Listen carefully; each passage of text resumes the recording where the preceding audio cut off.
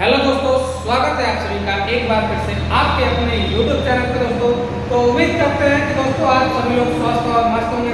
आज का टॉपिक हमारा होगा कि यदि बोर्ड के अंदर फ्यूज लगा है तो फ्यूज का कार्य क्या होता है, फ्यूज कैसे कार्य करता है, किस सिद्धांत पे कार्य करता है और कब कब ये कार्य करता है। तो इन सारी बातों को जानेंगे बिल्कुल बारीकी से। तो आइए बिना किसी देर के हम शुरू करते हैं कि फ्यूज क्या होता है। जैसा कि मानते हैं कि फ्यूज हमारा इस तरह से लगा होता है। ये हमने फ्यूज का एक सिंबल बनाया और फ्यूज मात्र दो परिपथ पे कार्य करता है, यानी दो माध्यम पे कार्य करता है। पहला माध्यम कि अगर कहीं शॉर्ट सर्किट हो तब फ्यूज हमारा काम करेगा। किस पे काम करेगा? शॉर्ट होगा तब काम करेगा। कहीं पे भी शॉर्ट हो रहा है उस कंडीशन में फ्यूज कार्य करता है, या फिर ओवरलोड होने पे कार्य करता है। ओवरलोड मात्र दो परिपथ पे फ्यूज हमारा कार्य करता है दोस्तों। या तो कहीं शॉर्ट होता है तब कार्य करता है, या तो ओवरलोड होता है तब कार्य करता है। अच्छा, शॉर्ट का मतलब कहीं पर भी शॉर्ट तब होगा, यानी न्यूट्रल और फेस आपस में कहीं सट जाए तो शॉर्ट होगा। उस कंडीशन में जो ये फ्यूज लगा होता है ना, बोर्ड के अंदर लगा हुआ फ्यूज उड़ जाता है, जिसके कारण क्या होता है, इसके आउटपुट में कोई भी वस्तु बनी होती है या कोई भी सामान इससे आउटपुट से चल रही होती है तो वो जलने से बच जाती है। ये तो हो गया शॉर्ट सर्किट पे। ओवरलोड का मतलब हुआ इसकी क्षमता से ज्यादा लोगों का क्या होगा, ज्यादा। जैसे इसकी क्षमता से ज्यादा लोड अगर हमने दिया, हमने क्षमता से ज्यादा लोड दिया तब भी ये फ्यूज क्या करेगा, उड़ जाएगा। अब क्षमता का मतलब क्या हुआ, एक एग्जांपल के तौर पे लेके देखते हैं। जैसे मान के चलिए एक ब्रिज है और इस ब्रिज से इस तरह से पतले से जाना है, यानी कि कम लोगों को जाना है, ये कमजोर ब्रिज है और इधर से बहुत ज्यादा संख्या में लोग यानी व्यक्ति जा रहा है, ठीक है, भारी वाहन जाता है। फ्यूज बिल्कुल इसी प्रकार से कार्य करता है। फ्यूज के आउटपुट में लगा हुआ जो होगा ना, जो भी तार लगा होगा, मोटा मोटा तार रहता है और इधर एक तरफ इनपुट में भी दूसरी तरफ भी मोटा मोटा तार लगता है, लेकिन बीच में फ्यूज के पतला तार लगाया जाता है।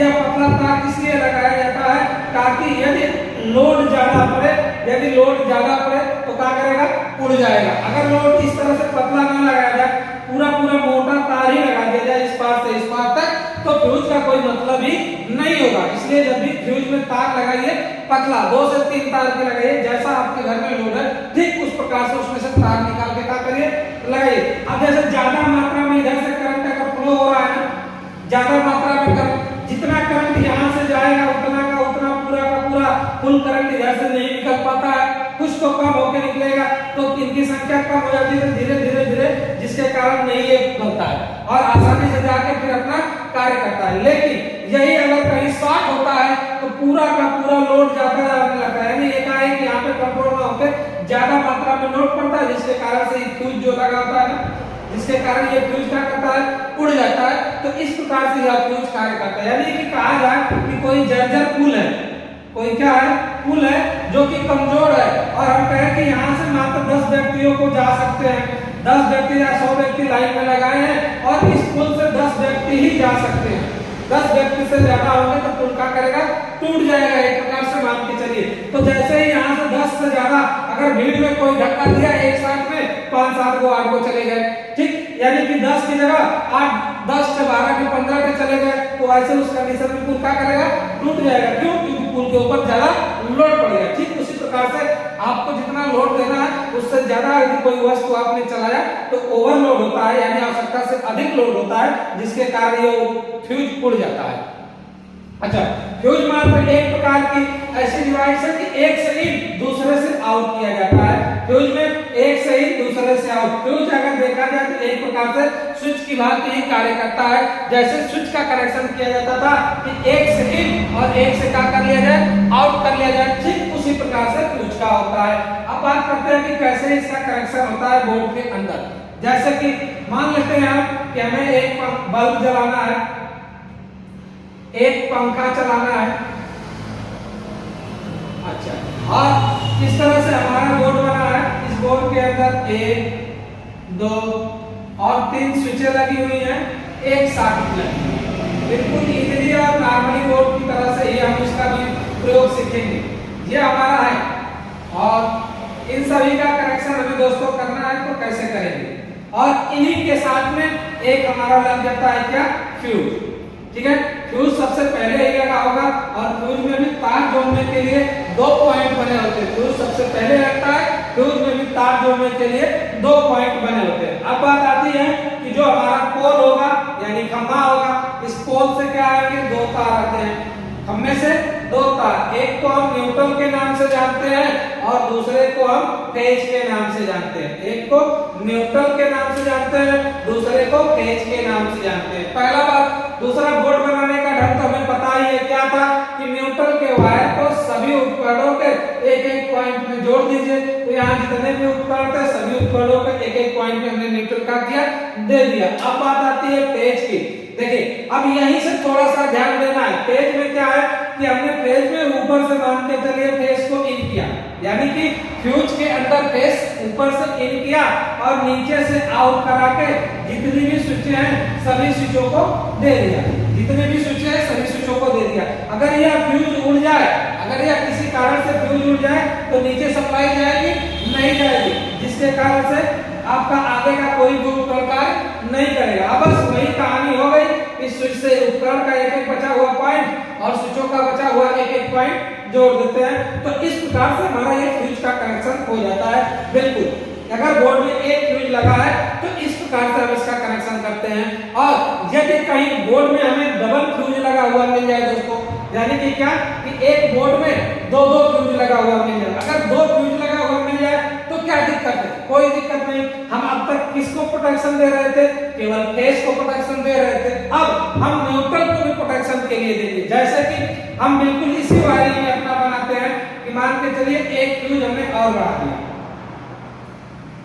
एक फ्यूज और बढ़ाया। अच्छा ये भी क्या है, हमारा फ्यूज है, फ्यूज नंबर 1 हो गया और ये हमारा फ्यूज नंबर 2 हो गया, फ्यूज नंबर 2 हो गया। अब हमारे पास 2 फ्यूज है तो उस कंडीशन में हम क्या करेंगे, जो न्यूट्रल और बेस के भी तार है इनके भी और भी सेफ्टी के लिए हम क्या करेंगे, सीधे सीधे ऊपर से मान के चलिए ये हमने बेस क्या किया, इन किया, यानी कि दूसरे वाले फ्यूज में न्यूट्रल इन किया और यहीं से न्यूट्रल आउट करके जैसे जैसे सभी को जोड़े थे वैसे वैसे बिल्कुल जोड़ दिए। यानी कि न्यूट्रल और फेज का आप देख सकते हैं कि न्यूट्रल का तार और फेज का तार दोनों तारों को हमने सबसे पहले फ्यूज में इन किया और फ्यूज से आउट करा के बाकी उसी नियम के तहत हम पूरा का पूरा अपना काम कर लेते हैं। ठीक है दोस्तों, तो इस प्रकार से ये वायरिंग हो गई। अच्छा अब कभी अगर इसी के साथ हमें मिल जाए कि इसी के साथ मिल जाए इंडिकेटर भी लगाना,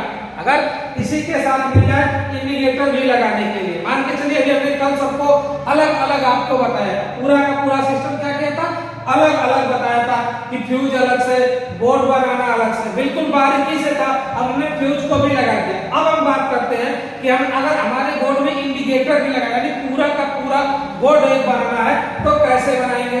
तो देखिए अगर पूरा का पूरा बोर्ड बनाना है तो उसके लिए भी हमें कोई दिक्कत कोई परेशानी नहीं है, जैसे चाहे वैसे हम कार्य कर सकते हैं। अब देखिए कैसे क्या कार्य होता है कि जैसे वही चीज हमारा मान के चलिए एक बल्ब है, हमने एक पंखा लिया, इस पंखे से 2 तार निकले और हमारे बोर्ड में अब क्या क्या लगेगा, एक लगेगा फ्यूज, बोर्ड में हमारे लगा है एक फ्यूज। सबसे पहले हमने फ्यूज लगाया, फ्यूज के बाद हम लगा लेते हैं इंडिकेटर, एक इंडिकेटर भी लगा लेते हैं कि बोर्ड के अंदर जैसे ही हम एंट्री करें तो पता चले कि लाइट है कि नहीं है। अब इंडिकेटर लगने के बाद बाकी की जो स्विच लगानी थी हमको, हम स्विचों को लगा ले रहे हैं। ठीक है, अब 3 स्विच, 4 स्विच, 5 स्विच, चाहे जितने भी स्विच लगाए इस तरह से हमने लगाया और एक हम लगा लेते हैं और भी स्विच, इस तरह से हमने 3 स्विचें लगाई। एक हम लगाते हैं अपना 5 पिन सॉकेट, क्या लगा लेते हैं 5 पिन सॉकेट। अच्छा इस 5 पिन सॉकेट, अच्छा 2 पिन सॉकेट आती है तो उसका भी कनेक्शन इसी में देख लेते हैं।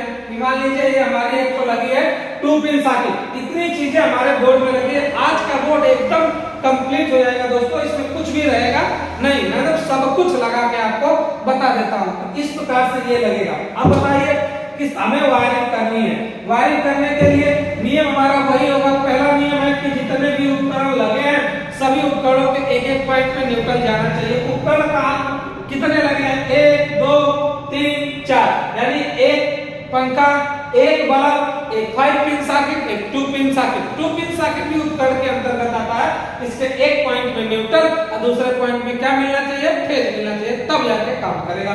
तो इस प्रकार से न्यूट्रल, अब देखिए फ्यूज हमारे यहाँ पे एक ही लगा है, अगर 2 फ्यूज लगा होता तो न्यूट्रल को भी हम प्रोटेक्शन देते हैं, लेकिन अगर बोर्ड में एक ही फ्यूज है तो न्यूट्रल की कहानी खत्म। न्यूट्रल को क्या करेंगे, सीधे सीधे डायरेक्ट सभी उपकरणों के एक पॉइंट में यहाँ से इसको दिया, इसके आगे गए पंखे को दिए, इसके आगे गए तो किसको दे दिया हमने, इसके आगे से हमने किसको दे दिया भाई, अपनी 5 पिन सॉकेट को। अच्छा 5 पिन सॉकेट से ही निकाल के लेके चले गए तो किसको दे दिया, 2 पिन सॉकेट को भी। 5 पिन सॉकेट और 2 पिन सॉकेट दोनों को एक ही जगह से दे दिया, न्यूट्रल हो गया सबका, जितने लोगों को न्यूट्रल पहुंचना था पहुंच गया। अच्छा अब बात बचती है कि हमने इंडिकेटर को देखिए अभी न्यूट्रल नहीं दिया, तो इंडिकेटर को भी न्यूट्रल देने के लिए अगर हम चाहें तो यही जो मेन न्यूट्रल दिया है यहीं से दे सकते हैं, यहाँ से भी दे सकते हैं। अगर हम चाहते हैं ये हमें न्यूट्रल यहाँ से लेके जाए तो ऐसे भी दिया जा सकता है। अब यहाँ पे इच्छा आपकी डिपेंड करती है कि आप कैसे देंगे, कोई दिक्कत नहीं है, दोनों को न्यूट्रल चला गया। अब बात यह है कि फेस की बात करें तो फेस सबसे पहले फ्यूज में इन करते हैं। जैसे ही फ्यूज में इन होगा, फ्यूज से आउट करा के ही इंडिकेटर को देंगे।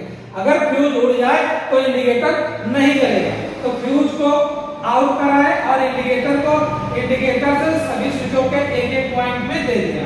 अब बात है कि सभी स्विचों का एक एक पॉइंट बचा है और उपकरण का एक एक पॉइंट आपस में मिला दीजिए, जैसा कि हमने इस तरह से किया। जिस स्विच से जिसको चलाना चाहते हैं उसको क्या कर दिया, मिला दिया। अभी हमारी ये वाली जो स्विच है इसको देखिए, एक भी स्विच इसके लिए नहीं है। अगर हम चाहें तो इसके लिए एक स्विच लगाएं, या इसको अगर डायरेक्ट करना चाहते हैं तो यही जो मेन फेस हमारा आया है नीचे से, इसी मेन फेस को ले जाके ऊपर एक पॉइंट में दे दीजिए। अब यह स्विच डायरेक्ट काम करेगी, यानी कि हमेशा लाइन रहेगी तो हमेशा ऑन रहेगी, 24 आवर्स कभी भी बंद नहीं होगी। अब बात यह है कि अगर इस स्विच को चलाना है तो मान के चलिए एक होल्डर और बल्ब लेते हैं। इस होल्डर और बल्ब को क्या करेंगे, इस तरह से 2 तार लेंगे, इसके 2 पिन टप इसमें लगा लेंगे हम।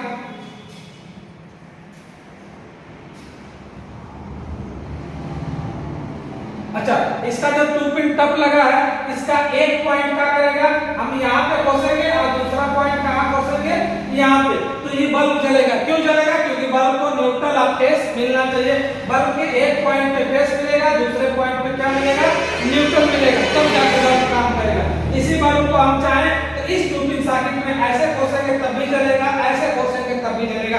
अभी हमारा जो फेस वाला यहाँ लगा है, ये वाला पॉइंट यहाँ लगाए, ये वाला पॉइंट यहाँ लगाए, तब भी बल्ब का करेगा हमारा जलेगा। तो इस प्रकार से हम इसकी भी टेस्टिंग कर सकते हैं। एक बल्ब लेके बल्ब को इसमें खोस के लगा के चेक भी कर सकते हैं कि हमारी सॉकेट काम करती है कि नहीं करती है। इस प्रकार से दोस्तों हम ये क्या लगा दिए, फ्यूज भी लगाए, इंडिकेटर भी लगा और सभी का कनेक्शन भी हो गया। तो ये एक नॉर्मल बोर्ड जैसे बनता है ना, अब इस बोर्ड में कुछ भी नहीं बचा कि हम कुछ अतिरिक्त बचा हो, सब कुछ लगा के बिल्कुल हमने क्या कर दिया, कनेक्शन कर दिया। तो दोस्तों वीडियो को अंत तक देखने के लिए आप सभी का बहुत बहुत धन्यवाद। यदि चैनल पे नए आए हैं तो चैनल को लाइक करें, सब्सक्राइब करें और प्लीज दोस्तों तक भी शेयर करें, ताकि जिन लोगों को इस चीज की आवश्यकता है उनको आसानी से मिल जाए। अब मिलते हैं अगली वीडियो में, तब तक के लिए जय हिंद।